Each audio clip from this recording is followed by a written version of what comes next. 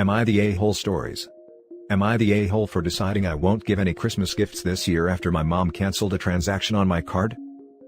I'm still angry over this and I may not write very well, and also, I probably don't judge the situation very well being this angry, so I came to you. I'm a student.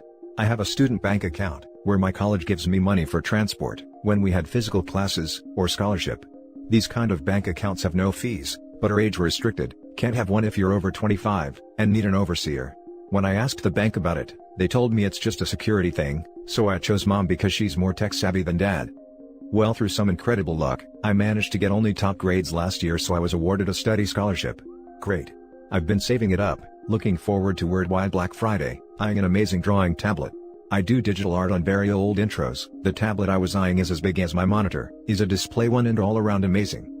Black Friday rolls in, and Amazon Germany, closest to me, has it in stock at an amazing price. A price I could afford. I was so damn happy, I ordered it. Then I got a notice that the bank refused the card. I emailed Amazon, their customer service is so fast, and we went over the card details and such, making sure it was alright. It was, and they advised me to call my bank. It was odd, I had bought things online in the past with this card and it went through. I had enough money for it, even extra, so I thought maybe they had technical difficulties. But it was too late in the day to call, and they don't work weekends, so I left an email. Only to find out today, that for big transactions, they ask for agreement from the overseer and that man canceled the transfer. I was like WTF, and confronted mom about it, who throughout the weekend acted oblivious, and she told me that of course she couldn't let me throw money on something I don't need, and that I wouldn't have money for Christmas presents if I bought that. Then she had the audacity to ask me what I was planning to get my family this year. I told her that they won't get anything more than a bread shadow from me, and I went to my room and cried on the carpet. I missed out on the offer, I can't afford the tablet anymore, and it's all because mom wanted Christmas gifts. And no, I won't get her anything. Last year, she got me a blouse too small for me that she later took for herself. She can gift herself this year too. Bread shadow equals expression for nothing in my language. Edit. Thank you so much for people offering me money in the comments and DM. But I can't accept that. I'm really grateful for you trying to help, but I really can't take that. I'm really thankful for the offers and advice. Now for the top comments. Not the a-hole.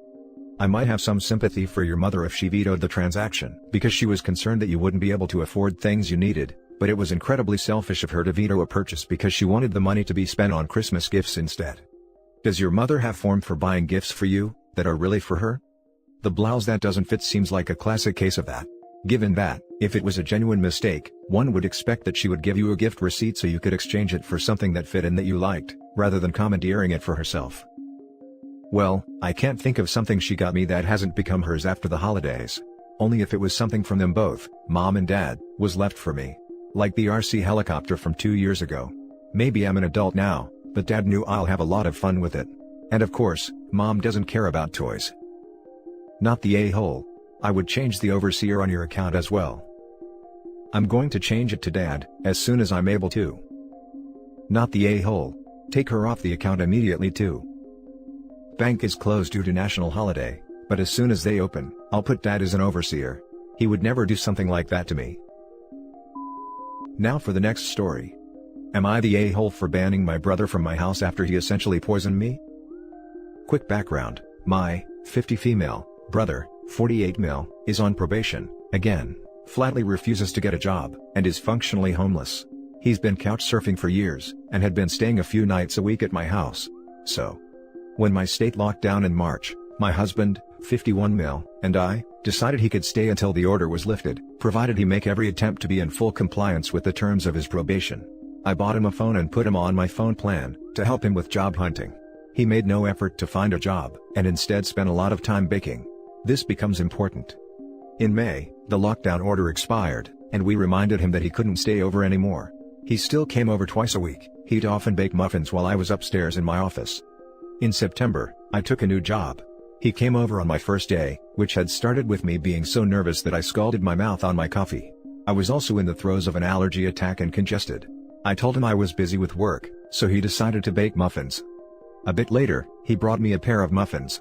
I noted that I could not smell or taste anything correctly due to the allergies and the scalded mouth, but I ate them anyway. He was very proud of them, so what the hell, right? Shortly after, his friend came to pick him up.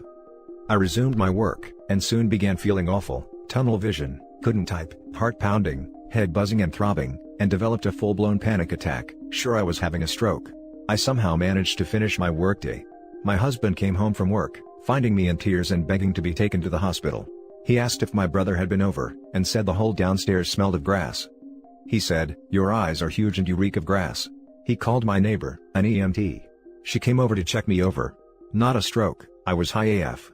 WTF? She walked me through my day, asked me what I had eaten. Oh. She searched my kitchen and found some batter drops and tasted them. She surmised he had substituted highly concentrated can of butter 1-to-1 for oil, which was why I was in such bad shape. I called him, asking if he had made magic muffins in my house. He asked why, and I told him that he had given me enough THC to knock an elephant out. Oh. My bad. I thought I gave you the plain ones. It took me 3 days to recover fully. On day 4, he came over and cracked, "Guess you fell apart, huh?" And there is when I lost my crap. My husband and I both have government-adjacent jobs. Had I had any on-camera meetings, I would have been fired. I told him he could not come back at all until he had a job, his own place, and was 100% in compliance with his probation. We could not afford to put our jobs in jeopardy. It's almost December. His friends are sick of his crap, and telling me I need to take responsibility and take him back in. I've refused. He's my brother, not my child, and I will not risk losing a job I worked really hard to get. Am I the a-hole? Edit. Thank you for your kind words and reassurances. It's painful to watch him walk this path, and easy to believe it's wrong to let him. I appreciate every one of you, even the cranks who accused me of making this up. Now for the top comments. Not the a-hole. It's not a joke to feed someone a substance they didn't consent to taking. And he's 48 years old. He's either more than capable of taking care of himself, or he should be. Not the a-hole. Dosing someone is a crime. Nothing less, and much more depending on the effects. Sounds like he's eligible for some county-provided free housing, if you know what I mean. It's always interesting when someone doesn't have enough money to pay for their basics like housing and food, yet always manages to find cash for what's really important in their life, like grass, cigarettes, tattoos. Not the a-hole. You've decided to stop enabling your brother. Sounds reasonable. Maybe at some point he'll realize he might not just be able to rent a room somewhere, but also keep a job if he stops buying grass. You gotta prioritize the important things. Not the a-hole. What he did is technically illegal. You can't put non-food items, like D's, in food that other people eat. It is a crime. It's the same reason why you can't legally put laxatives in food at work, if someone is stealing your food. The next story is titled, "Am I the a-hole for calling my mom a hypocrite?" My parents divorced when I, 16 female, was 5. They did not really get along all that good, though my dad did his best to make things better for me by trying. My mom got remarried 2 years later. She really pushed for a big happy family, and for me to accept her husband as my second dad and his kids as my siblings, which really didn't sit well with me. She hated that I didn't get along with his daughter who's the same age as me, and wasn't more happy with the new plans. When I was 10, I wanted a joint family party with my mom and my dad's side. The reason I wanted this is, I really wanted a friend party but knew nobody could afford it if they were already paying for a family party each. I asked my mom first, and she said never. That I had 2 families now and needed to get used to it. I always found that hypocritical, because she would tell me I needed to accept her new family for her sake, but she wasn't willing to accept my family for me. She would even make me the go-between, and get mad when my dad would talk directly to her instead of using me.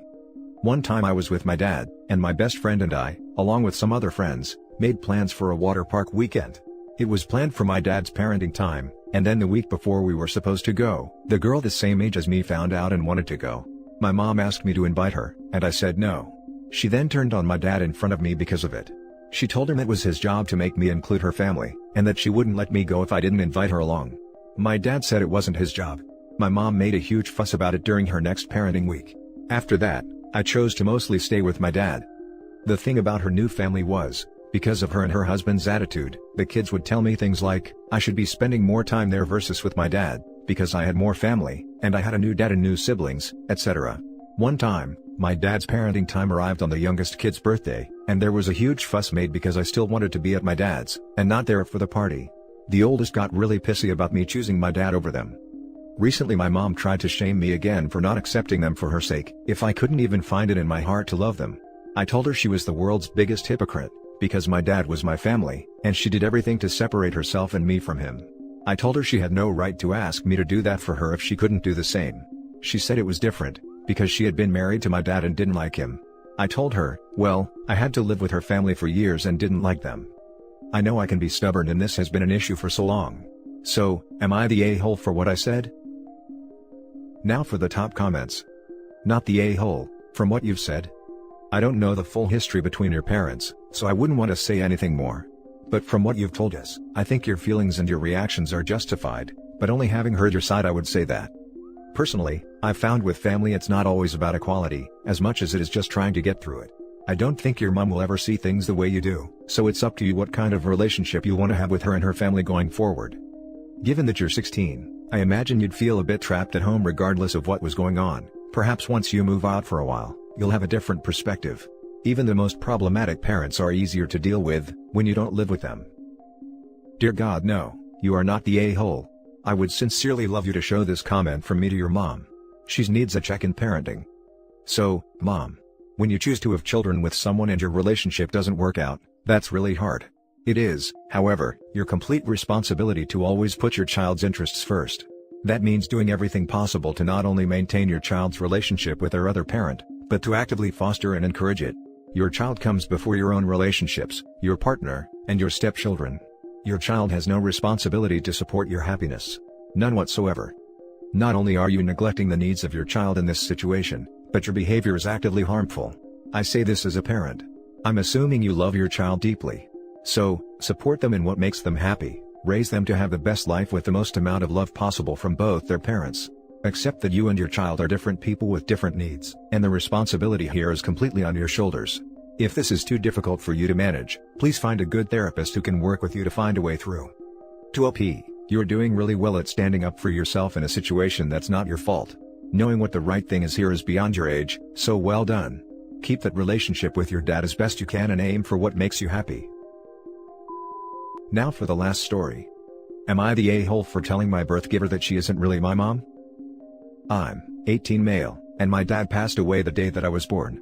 I have pictures of him and I idolize him, even though I didn't have the chance to know him. When I was 8, my mom remarried to her boyfriend of 10 years, yeah, she cheated. He moved in with his son the day I turned 9, and took over my birthday party as a relocation party. His son was 10 at the time and my mom slowly gave all her attention to my stepbrother. My mom spent more time with him, and helped him get along in life. My college fund became his, my room became his, my mom became his, and I went to live with my grandparents, Dad's parents. They took care of me since then, and I see them as more of a family than my birth giver. I call them Mom and Dad because they let me, and I grew close to them. Earlier this year, my grandma passed away and it hurt. I stayed with my grandfather and made sure that he was well taken care of. She had a will, and left everything to me because I'm the only person she was close to. I got a call from my birth giver, telling me that I should come home now and share my inheritance with them. This is the first time she contacted me since she shipped me off, and said I wouldn't give her anything. She got mad and went on a rant saying family is family, and family is supposed to look after each other. I told her to buzz off and that she wasn't my family. Her rebuttal was that she carried me for 9 months and took care of me. This made me upset because I don't care about the inheritance. I want my grandmother back, but that can't happen. I said she wasn't my mom before hanging up. I got a call from my stepdad later, saying I was disrespectful and I'm obligated to help them. I feel guilty and hurt, but maybe what I said was too harsh. Am I the a-hole for saying those things? I was hurt, but that doesn't give me a reason to be a terrible person. Now for the top comments. Not the a-hole. Your birth mother should be grateful you even took her phone call. You don't owe her, or anyone, anything. Her rebuttal was that she carried me for 9 months and took care of me. And then you dropped me like a hot rock for 9 years. Block number. Not the a-hole. You know darn well they'd be perfectly happy to go on pretending you didn't exist, if you didn't have something they wanted. You also know that's why your grandma didn't think they needed to be involved with the inheritance, not that they should have expected it anyway. They're not blood. Ignore them, and if they continue trying to harass you, look into legal options to make them back off, once and for all. All of this. Plus, this inheritance is from the mother of the son she cheated on. Egg donor can F off. Not the a-hole.